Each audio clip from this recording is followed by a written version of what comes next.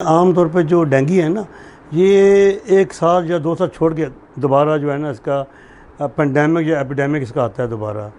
तो इस मरतबा चूँकि कोरोना काफ़ी अर्सा रहा है, तो लोगों का और अथॉरिटीज़ का ध्यान नहीं रहा कि प्रॉपर टाइम पे स्प्रे कराएं, प्रॉपर टाइम पे लोगों को एजुकेट करें, तो वो लोगों का ध्यान लगा रहा है कोरोना की तरफ। उसके बाद फिर फ्लड्स आ गए हैं, तो लोगों की ध्यान वहाँ चला गया सारा, और मीडिया भी सारा जो फोकस था वो कोरोना पे था, उसके बाद चला गया अपना फ्लड्स पे।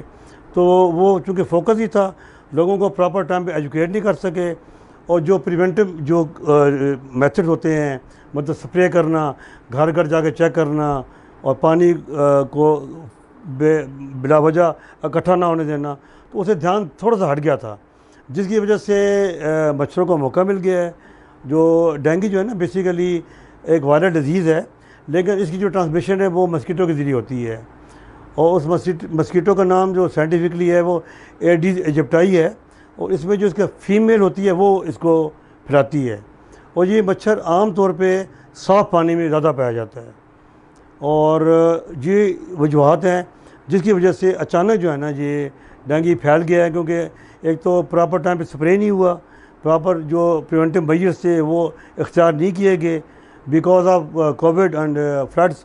तो ये इस वजह से जो है इस दफ़ा जो है एक किस्म का पेंडेमिक कह लें या एपिडेमिक कह लें, वो शुरू हो चुका है, और ख़ास तौर पे रावलपिंडी में बहुत ज़्यादा है। डॉक्टर साहब, मुझे ये बताइएगा, आप थिकली पॉपुलेटेड एरिया में एज क्लिनिशियन प्रैक्टिस कर रहे हैं, यहाँ ख़तरा ये होता है कि किसी एक को अगर डेंगू हो गया तो ये मल्टीप्लाई करता जाएगा बिकॉज ट्रांसमिशन इसकी बहुत फास्ट है। अब डॉक्टर साहब, एक चीज़ जो बड़ी इंपॉर्टेंट है वो ये है कि आप एग्री करेंगे जो मोर्टेलिटी रेट है इसका वो कोरोना से कहीं ज़्यादा है। इसका इंसिडेंस ज़रूर कम हो सकता है, लेकिन इसका रेशो डिजीज़ वर्सेस मोर्टेलिटी बहुत हाई है। तो डॉक्टर साहब, किन सिम्टम्स के साथ आपके पास पेशेंट लैंड होता है, आप उसको देखते हैं कि मुझे लग रहा है कि इसको डेंगू है, इनिशियल सिम्टम्स क्या होते हैं? इंपॉर्टेंट क्वेश्चन है, ताकि पेशेंट को पता हो कि मतलब मुझे ये डेंगू हो सकता है। डेंगू स्टार्ट होता है, पहले बंदे को बहुत तेज़ बुखार होता है, और फ्लू लाइक सिम्टम्स होती हैं, जैसे फ्लू होता है। इसके अलावा आँखों के पीछे दर्द होती है, सीवियर हेडेक होती है, जॉइंट्स पेन होती है, लगता है कमर टूट जाएगी। इन सिम्टम के साथ जो है बुखार स्टार्ट होता है, और बुखार एकदम हाई ग्रेड फीवर होता है। तो उसके बाद जो पेशेंट है उसको चाहिए कि फ़ौरन डॉक्टर से रब्ता करे, ना कि ख़ुद घर बैठ के सेल्फ मेडिकेशन करे। क्योंकि जब डॉक्टर के पास जाएगा तो डॉक्टर अगर वेल वर्स्ड है इसकी सिम्टम से, तो पेशेंट को तो चेक करेगा, क्लिनिकल असेस करेगा, और अगर ज़रूरत पड़ी तो उसके टेस्ट भी करवाएगा।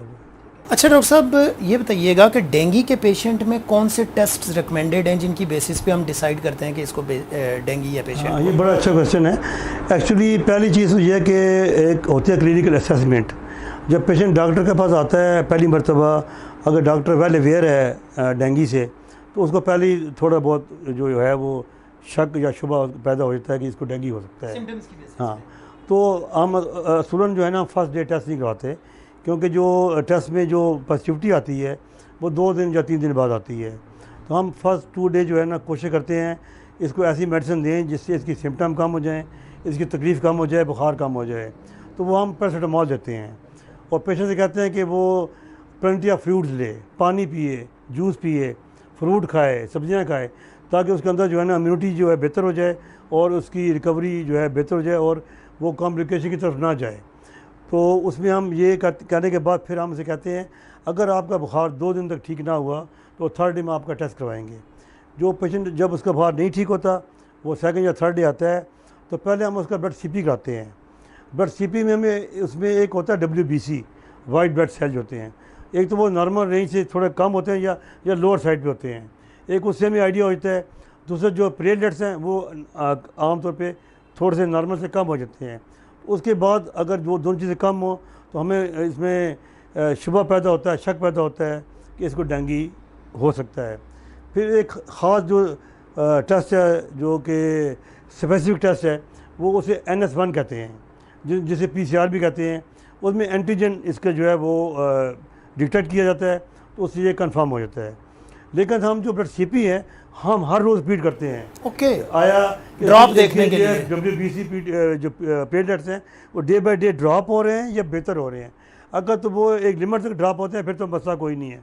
जब एक लिमिट से ज़्यादा ड्रॉप हो जाए तो हम इसको टर्शियरी केयर यूनिट में रेफ़र कर देते हैं, क्योंकि उसमें फिर हेमरेजिक फीवर होने के चांसेस बढ़ जाते हैं। लेकिन अगर वो टेस्ट इसके जो हैं वो जो रोज़ हम करते हैं वो नॉर्मल रेंज में रहें और ग्रेजुअली बेहतर होना शुरू हो जाए तो हम इसको खुद ट्रीट करते हैं एज OPD पेशेंट। अच्छा, PCR एंटीजन एंटीबॉडी टेस्ट जो आप बता रहे हैं वो कितना इन प्रैक्टिस है? क्या CP ज़्यादा इन प्रैक्टिस है? मैं तो ज़्यादातर CP करता हूँ, क्योंकि बेसिकली CP से हमें आइडिया हो जाता है और रिपीटेडली CP करवाने से आपको पता चलता है? उससे पहले हमें पता लग जाता है। 50% हमें पहले ही पता लग जाता है। जब CP कराते हैं तकरीबन हमें 100% तकरीबन पता होता है कि इसको डेंगू है, तो उन लाइन पे हम इसको डेंगू की लाइन पे हम इसको ट्रीट करते हैं। और ट्रीटमेंट इसका कोई स्पेसिफिक ट्रीटमेंट कोई है ही नहीं है, क्योंकि वायरल है तो वायरस का ट्रीटमेंट कोई भी नहीं होता। तो इसमें हम कोशिश करते हैं कि वो मेडिसिन दें जो कि हार्मफुल ना हो, जो प्लेटलेट को या WBC को कम ना करें। इसमें एक तो एंटीबायोटिक हम अवॉइड करते हैं कि वो WBC को कम कर देती हैं, और इसके अलावा जो एंटी इन्फ्लेमेटरी एजेंट्स हैं, मतलब आइबोप्रोफेन है, मेफेनेमिक एसिड है, जितने भी पेन किलर हैं या बुखार कम करने दवाइयाँ हैं, सिवाय पैरासिटामोल के हम तमाम अवॉइड करते हैं।